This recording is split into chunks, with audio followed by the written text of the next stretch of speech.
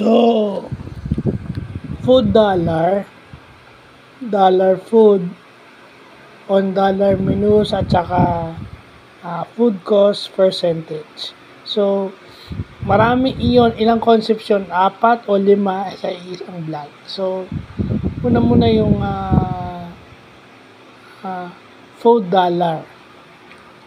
It is an economic term that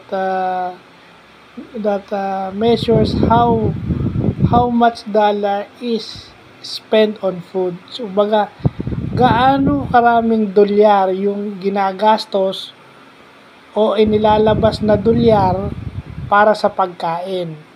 Whether ito involve ang producers, ang distributors, at yung mga consumers, yung mga kumakain. Siyempre, pag sa food, meron yung producers, yung mga nagtatanim, yung mga nangingisda, yun ang producers yung mga nagpa-process, yung mga dilatang ginagawa natin, no? And then yung mga nagdi-distribute, yung mga nagtitinda. So yun, gaano karaming dollar ang inilalabas nila between them, okay?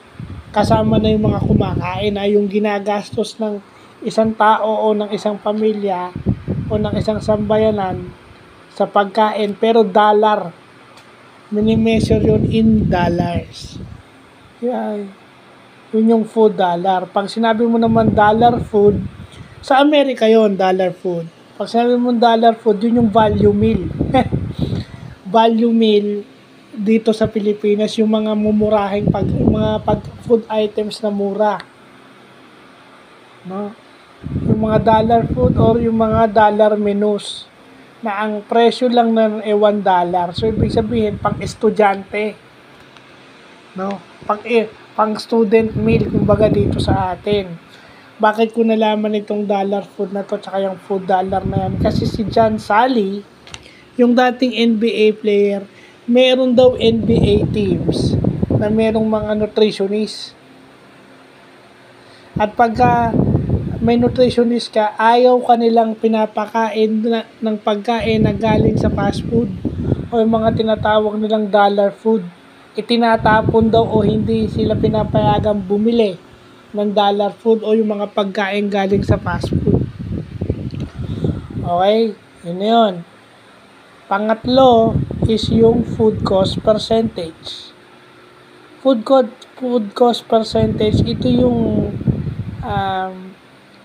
gaano kalaki o ilang percent yung ini-spend ng isang restaurant o ng isang restaurant business sa ingredients, whether food or beverages. O, bigyan ko na lang kayo ng example, yung sa Iraya, yung kay Dustin, para maging relevant tayo. Gaano karami yung ini-spend ng Iraya on ingredients, both food and beverages nila. So, yun yung food cost percentage. Formula, cost of goods sold o cost over revenue times 100%.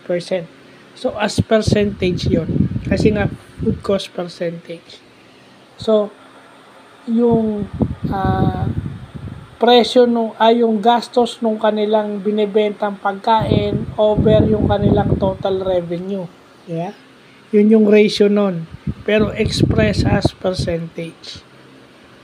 So, yun lang po.